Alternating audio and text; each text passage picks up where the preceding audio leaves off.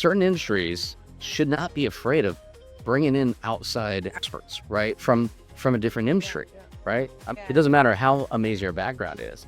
It's like, nope, you're gone. And that's a fault for those companies. It's really sad. Welcome to a special edition of the EVOLVE Voices podcast, EVOLVE at eTail. I'm still here to tell you the fascinating stories behind the people that power global commerce, just from sunny Palm Springs. This is raw, unfiltered, in the moment. I hope you feel like you're right there with me. I'm your host, Edilsa, a brand advisor, and the US host of the EVOLVE Voices podcast. On to today's story of discipline.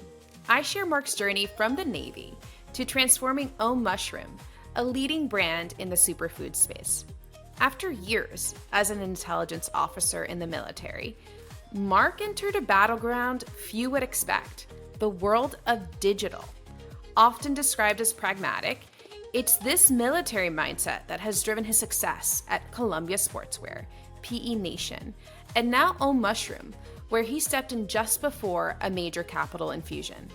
Mark's story proves that with the right discipline, leadership, and innovation, even the toughest challenges can be turned into opportunities.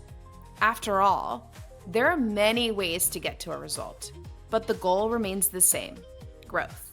Hi, Mark. I could not believe as I was going through your resume that you were also from San Diego. One thing that probably feels really familiar about San Diego is the military background. And when I saw that you were in the Navy before, I was in my head, I'm very used to seeing it in my investment banking days. So there's a lot of Navy and military men who they were built for the sales and trade for this fast-paced investment banking life. But it's not something I see a lot in the marketing, in the e-commerce space. So how was that, like, how did a Navy man end up in marketing? Well, first off, I ended up because I got early in this whole industry, late 90s. Okay. And there wasn't a lot of barriers to entry, if you will, and kind of stepping back to my Navy career, that career consisted of a role, which is very common actually in the Navy. Yeah. It's not the Army, it's not the Marines, and in all due respect to those organizations, that could be a little more structured. Yeah. The Navy, the role I had was an intelligence specialist, which really meant that I was working across many different teams, and many different people. I can work with international branches. I worked with the Canadian Air Force, their Navy. I worked with special ops. I worked with air crews. And it really taught you like the diversity of working across people and really accept like they're different, right? Yeah. And there's differences there. They might work differently. They might expect you to communicate differently. So when I entered this industry, it almost was like a natural fit because there's so many unknowns, right? And you worked with a lot of people that didn't know exactly there wasn't processes, there wasn't a playbook, and it just kind of fit well. And of course, with any military, previous military experience, you have the accountability, the high integrity, hard work ethic. And it's great to see others, though, in this industry thrive. You have Blake Hall over at IDME, which I don't know if you know. Yeah, I just am IDME. Yeah. Made it, really? Yeah, Blake is, a ex Army Ranger and did a couple tours in Iraq, and I have a high respect for him. I've only met him briefly, but we respect. Excuse me, and then you have named David Navarre, which is out of impact.com. So he spent some time at the Academy and Navy. So there are certainly also those that have really built huge success in the civilian profession. And it's not like this is all their way then, right? But I think part of that success has been originated from their accountability, hard work ethic, and the fact that they can also work in a adaptable environment. And that's really helped them. That, do you guys all know each other, or is that it? Yeah. That's really fun. Although I've said, sorry to interrupt, it would be wonderful to have like almost a veteran community of digital marketers and associates. Because I think there's a lot more of us out there than maybe companies understand.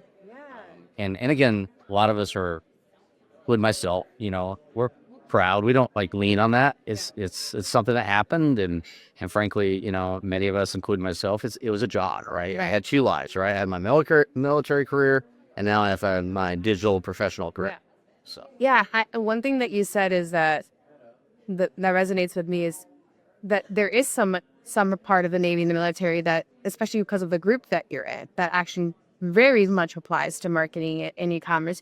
Was there a moment that you were like, oh, this reminds me of a time when I was doing my job as an intelligence specialist in marketing?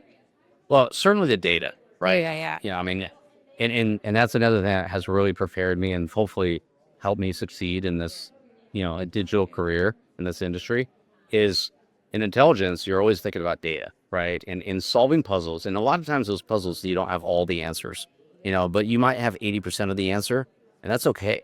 And in digital, that's the same way. Like people get so caught up on like perfect answers, but you don't. Like I wish we did. We'd probably be better, but we don't. Most you don't. Most situations in life. So it does get you to like make your best educated, data-driven guess or decision. Right. So a lot of that has been applied in my digital career. And just that data analysis, like that discovery, that research, Part of and then on top of that, was really allowed me to be better, I think, than some is just knowing that at times you have to make quick decisions, right? To balance that. Like, what does a quick decision mean? And what is that type of decision versus some decisions also you need to step back and say, you know what, this feels like a quick decision, but let's step back and take a few days, maybe even a few weeks to figure it out. So what was a moment like that? I mean, I've been in retail now for 15 plus years, longer. And I think anytime that I think about it, I think of Black Friday, the quintessential Cyber Mondays, but is there a moment that you felt like, oh, I have to make a decision now, like ASAP? Well, I mean, besides every day? Yeah. Well, I mean, I think it's a great question. One of the times that came through is we're launching a website, and there's a lot of focus on the deadline, right? And like any organization, you really want to meet your deadlines, right? And especially when it comes to a website launch and so on. But it really became evident, like we can either launch with a broken and really poor experience of a website, but it's new, so it's exciting, and the executives and the board want to see it, or we can take a couple more weeks and really QA it and do the right thing for the consumer and make sure that the website itself has the great experience. And actually, along with that, peel back some of the things that we really wanted from a feature set, and so we're going to debut a better website that has better features, but some of those features might not be as progressive as everyone wanted initially. That could be phase 2, so I've had that. I mean, I've launched over 50 different websites, free platforms, and that's one of the many that have fit in there where it's like that experience taught me, like, sometimes, again, it's not about the deadline. It's about what is the right time to launch, and that's okay to concede a few weeks. I love that. You're talking about a framework. It's deadline, right time. That's what should be your priority. Is that the main framework that you're using as your decision making, the timing, the need to haves in the process? Like, yeah, I mean, I've been accused of being pragmatic, and that's okay. accused. Yeah, some people can see that as a negative, but especially in marketing, because that, and I would never consider myself a pure brander, because I am highly data-driven, and data-driven people and analytical people are pragmatic and also think about deadlines, right? And think about like, that deadline is X, and what are we going to get out of it? Did we meet it 100%? Great. That's always a great scenario. Or like I said earlier about the website relaunch or launch, if we're not going to meet it 100%, it's okay to push it out a couple more weeks because we're going to get so much closer to 100%. Yeah. And at the end of the day, maybe the better metric that we should be thinking about is what is the best experience for the consumer? Yes. Like, what are features that, for example, on this, that you're just like, okay, we don't need this right now. We can do this as phase 2 as you go through the process. Well, in today's world, everyone's so caught up on AI. Yeah. And don't get me wrong. We love it's amazing. It has so much feature and it's here today. Yeah. It's also like, it's still evolving. Right. And people are still understanding how to work with it. It frankly is only as good as the data that you put into it. And so if you're trying to launch with some AI that you don't have great data sets, hold off, right? Because otherwise you're going to think AI is, not giving you the right outcomes, right? Or it's giving you different outcomes that may even be the wrong outcomes. And that's not AI's fault. That's your fault in the sense of you're giving the wrong data sets to that AI. So Data's only, it is only as good as data. So AI is one of those where it's like, it might need to hold off for a little longer, and that's okay, like merchandising AI and so on. Another one would be like augmented reality or different ways of visually seeing the product, like through, 3D renderings and so on. Love all that, right? But for some companies, like you might not be there yet anyways, right? And that's okay. Like, I talked to a lot of boards and they all want that. But then when you actually go through the process and all the details and all the hard work that goes into that, the budget is one that they don't want, right? So it's like we can get there and we can grow the top line, and then eventually the top line is going to, basically generate the reasons why the bottom line or the investment of the additional AI and progressiveness will be there. Yes. I know almost private. But one thing that is publicly available is that Meeting for Partners came in and did a strategic investment. And what they mentioned is that they went in to accelerate marketing and distribution. You came in very quickly months after, and we're already starting to, what I imagine was one of the reasons you were hired, foundational. You're really good at building early stage. When you came into Om, where did you start? Like, as you try to figure out, okay, where do I want to take marketing? Great question. Yeah. And yes, Meaningful Partners have been a, no pun intended, a wonderful partner, right? But they are the principles and just even the connections that they have with us has been tremendous. And you're spot on about the foundation. Like it just reaffirmed that foundation. So we just have even longer runway in a sense. Obviously, again, it's private, so I can't talk about the financials or anything like that. No, nothing. But I don't want to get you in trouble. Yes. But I would say this, the mushroom space is taking off, right? We have the Rise, we have the Mudwaters, we have all these other companies out there that are doing similar products. And Om Mushroom actually is the pioneer in many ways, right? They established this Om Mushroom brand and product 8-9 years ago. And they've been doing it and really focused on the product. And I see it in many ways as like the Apple to the Microsoft, where the Rises and so on, right? And if you know that history, like Microsoft got on the front foot, they got out there sooner, and they got big, but Apple perfected their product and became much more known for having an amazing product. And in many ways, that's what Om Mushroom is going to be doing. And I'm excited to see this in the next couple of years. We're having a new website launch in a few months, and we're having some new branding and anything else I can't say because getting in trouble, but it's an exciting time. And to your point earlier, that's when companies bring you at, because they've gotten to, X amount of millions. Usually it's in the double digits. And listen, it's not easy to get there, but in all due respect for digital, it's not hard, right? They bring in somebody like me that gets them from double digits, millions to hundreds of millions. Yeah. Which is the growth you want. Yeah. Especially when you have the product, right? It's like you want to get it right because the park is the hardest thing to nail. Retailers don't have a product. They sell multiple. So when you get to own the product and then you get an expert to go through it, you can't share exactly the plans, but you can share process, right? So like for me, like my thought is like I typically have this extensive audit that I'm going through that's compact and orderly. And then I'm making some decisions about like what is must have, not need to have. What is your process when you go in and come into an early stage company to build its foundation? Well, first and foremost, it's the people, right? You start with the people. You evaluate the people. You evaluate the team. You evaluate yourself, frankly, about your fit. You evaluate the needs of the team in the very near future. A lot of times I come in and by the way, this is not playbook, right? I actually hear a lot about negativity about playbooks, and I agree, right? Because it's all about like having some fundamentals, but adapting, So because it's playbooks. They can actually evolve. Yeah, exactly. Because if everyone had a playbook, like somebody would have had perfected that by now. People would take that playbook and go with it, right?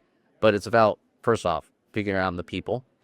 Secondly, it's really looking at the data. And no surprise, right? I'm a data person, so I love the analyst guy here. So, but it is looking at the data, looking at historical data, looking at the, customer data, look at the market data. So dive into that. Those are kind of my first 30 days. And then you start thinking about the product. You looking into the product, really understand the product, deep dive into the product, look in the market. So those three are the first pillars of foundation that kind of building, what does the plans look like? And again, every plan is going to be a little different, and of course I have things that are best practices. Like, hey, this is a plan, or excuse me, this is a pillar of a plan that normally is a pillar, right? It doesn't change, but there's also definitely every company and every business I've been in, there's different ways to get to the same result, which is growing. You talked about people at first, and we'll move on to Columbia soon, but I think people are so important because they're the ones who power the strategy, but they also need to trust you, especially as somebody coming on. So when you're new and you're coming in to set a strategic agenda, how do you build that trust? It's a great question. And I will first off say that the leadership team at Om put a lot of faith in somebody that came in that doesn't have supplement, nutritional, even CBG background. But they saw and they had the foresight to say, but Mark's built brands and built businesses for all kinds of other industries, right? He's done for apparel. He's done it for, music at Guitar Center. He's done it for, I'm not trying to give you my resume. I'm just saying, like, it's a good resume. Well, actually, I'm really trying to, establish that certain industries should not be afraid of bringing in outside experts, right? From a different industry, right? I mean, locally in San Diego, there's such an incestuous relationship with all these golf companies. And it's to their fault, in my opinion, right? It's like trying to beat down the door, trying to get in. They're like, well, okay, you play golf, but do you have any golf experience from a profession? And they're like, no. It's like, nope, you're gone. It doesn't matter how amazing your background is. And that's a fault for those companies. It's really sad, But back to Om, they opened their proverbial, openness and they said, like, come on in and teach us, I love that. At the same time, the product is very different, and you have to learn the product to understand it.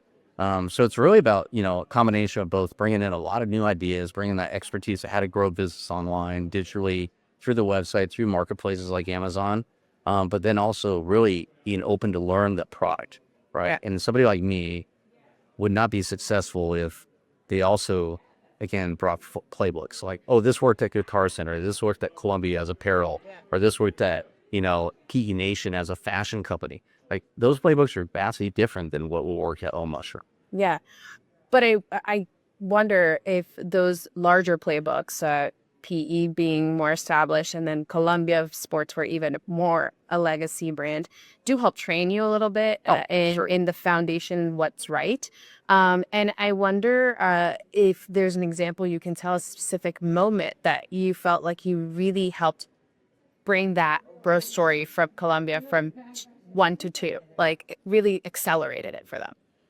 Yeah, I mean, when I came into Columbia, their online business, their website business was, I hate to use the word nice to have, but it was. And this was back in 2013, 2014, when even a Columbia Sportswear was still seeing the website business as a great business, but they weren't sure what to do with them. Right. And so I came in there, and it was really my first foray into helping a business recognize and grow and scale that online digital business. And the foundation was, frankly, through data of like, hey, this is what we could be, right? Showing the data, showing how many visits could be going to the website based on the competition out or North Face or Black Diamond and whatnot. And then building the foundation of those components through, well, let's rebuild a website. Like, let's give a great experience. Let's bring in some actual talent, that has digital expertise. And the people I inherited, when I joined that company were great people. Don't get me wrong. But some of them literally came over from like county, or something. Like, and there's nothing wrong with that. I mean, I love to train and to help, educate and build up that skill set. But there's also something to be said about bringing in digital experts, right? So that combination, and then also just working with the CFO and helping them understand, like, here's the money we're leaving on the table. Here's the money that we can be gaining. And then finally with Columbia and even all the way through the current Om Mushroom, it's recognizing that omnichannel, as crazy as it sounds today, Omnichannel for some companies is still a little scary or is not understood, and scary in the sense of like, oh, we don't want to take away from X company, Target, Walmart, to help our direct consumer business or help our Amazon business. But we all know in this conference, in this world, that that's not true. Consumers are going to find their choices whether you like it or not. Why inhibit those choices? Like, just enhance those choices. Make sure they have choices. Yeah. I think one of the things you said that was interesting, and I'm going to say I didn't ask you this question, but I think you'll feel comfortable, is CFO CMO relationship. I feel like it's one of the most under talked parts of the industry, because as marketers, we're only as good as the budget they get. And it sounds like you built this good relationship with them, understanding it's probably a pragmatism. You know how to speak ROI. So how do we go building that CFO, CDO, CMO relationship? Yeah, it is tough. I mean, every company in some ways though, to your point earlier, CFO is also data driven, right? Yeah. Numbers driven. So having that just innately in my background and just how I think about things has really helped. Yeah. But it is usually one of the first stakeholders I connect with in a week or two into a role, right? Where's the CFO? I need to meet with them. I need to meet with their team. How are they measuring? How are they thinking about sell out, which is the demand of the consumer, and the sales versus the sell in, which is obviously the invoicing that consumer. Like all those things, like they all matter, And then do they think about marketing budgets as dynamic, or do they think of them from fixed? Yeah. And Yeah. today's world, do you think most companies think about budgets as dynamic? No, unfortunately, they still do not. Yeah. They still think of them as like fixed. And then it's like, well, if you give me $1,000 or $100,000 and I make $1 million, and I could have made $2 million if you would have had a dynamic, so I could make, those conversations have to happen. The CMO role is definitely interesting. A long time friend now, colleague in some ways, but also a recruiter. His name's Harry Joyner. You may have heard of him or know him. He actually put out a LinkedIn survey a few months ago about like, what does a VP or a digital expert like evolve into? And I'm still trying to figure that out, because honestly, CMO is one of those roles, and until then, many of us like myself are working with CMOs, or you become a CDO. But not to dance around your question, it's more about like, how do you work with CMO? Yes. Well, you identify your strengths and where you lead business, right? Yeah. And all due respect to a lot of CMOs out there, they might not have the digital depth Yeah. of So good point. person like myself, even if I'm a VP or like whatever title it is, and embrace that. Bring those people in. And then of course there's great CMOs out there that have a digital depth. Well, then bring in a digital or a director of brand or a VP of brand, right? Complementary, because the role of a CMO in today's world has gotten even more spread out than ever before. And I guess that's the way I end cap in this conversation. I'm saying like, or this question anyways, that CMOs are being asked to do so much more than ever before. And well, in maybe some ways I qualify for a CMO. In other ways, it's really what you want out of that CMO role. And if what you want is both brand person and digital person, you might be better off on recognizing that role should be two roles, a CDO and a CMO.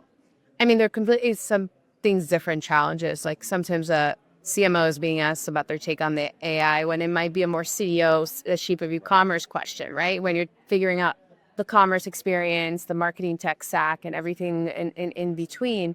And it does beg the question for me, as I've been in this conference who just got here, but I feel like AI is a top buzzword everywhere. It's like, is that a topic important but that you're sick of?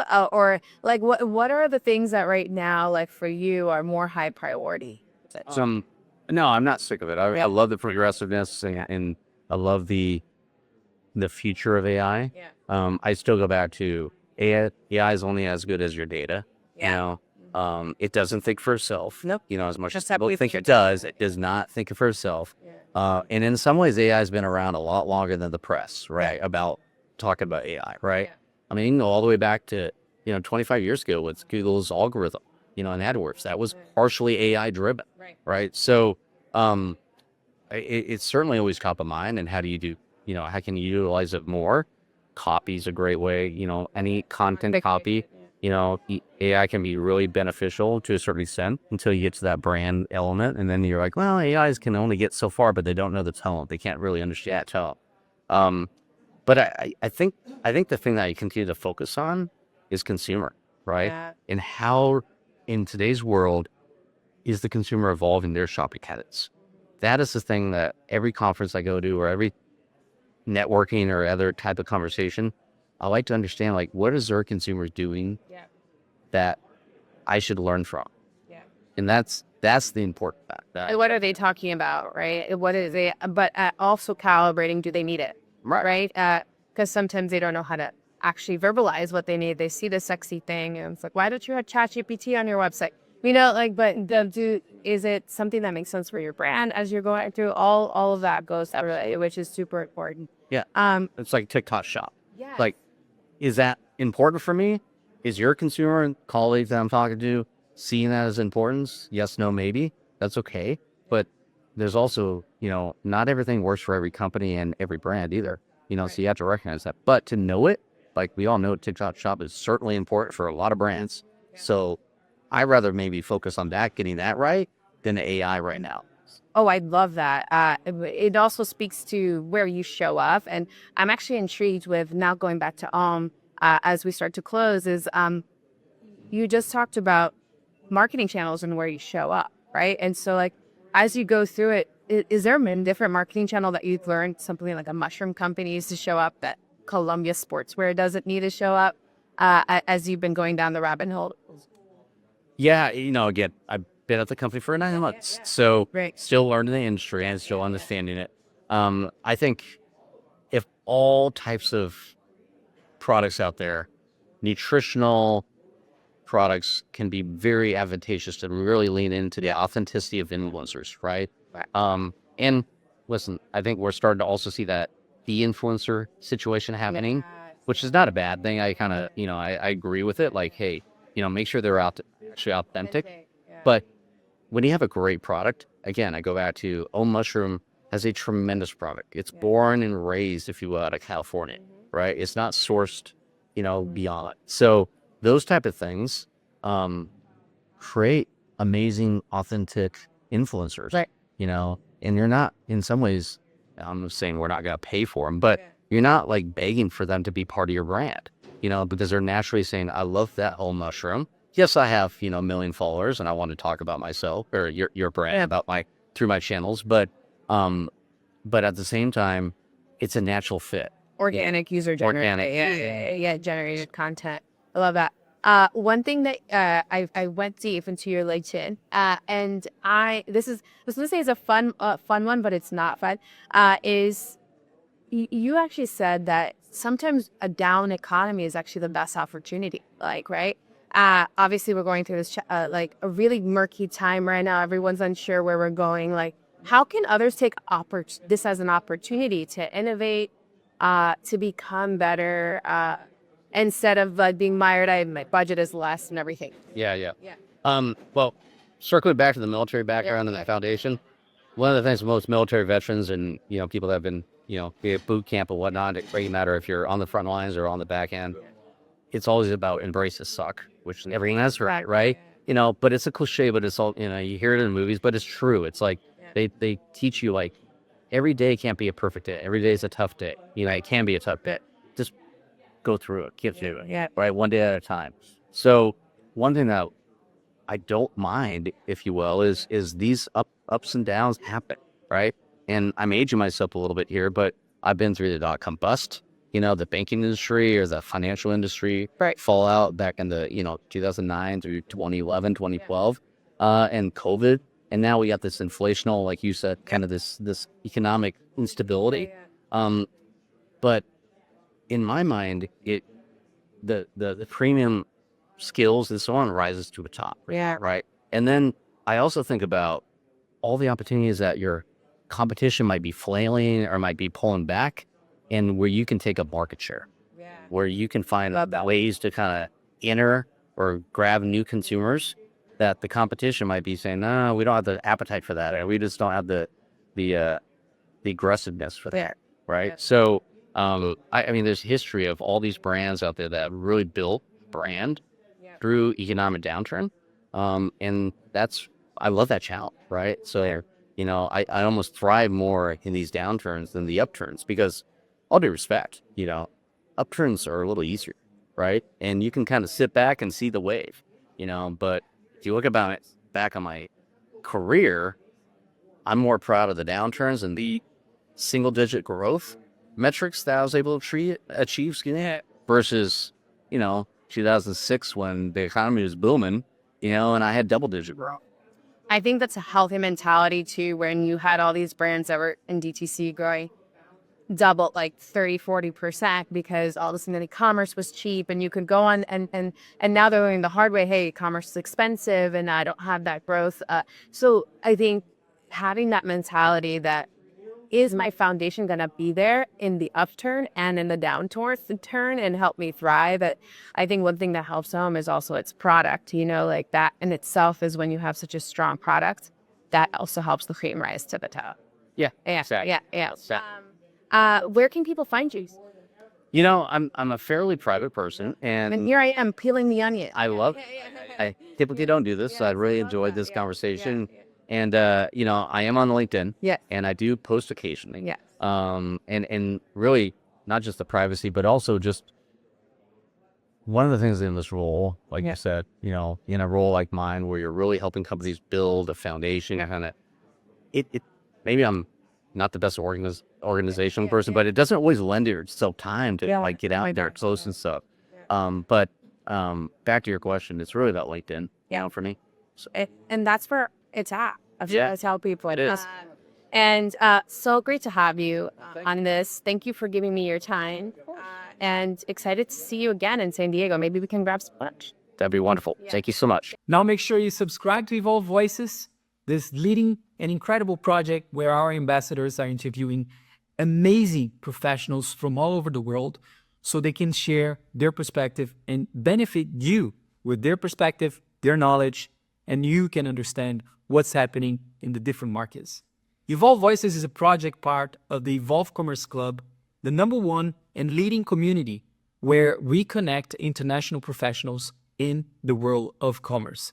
We are now connecting professionals in more than 40 markets, and every week we invite an expert to share their perspective and their knowledge. So if you'd like to know more, you can always look at the comments. We have a link there so you can request your application and stay tuned for the next episode.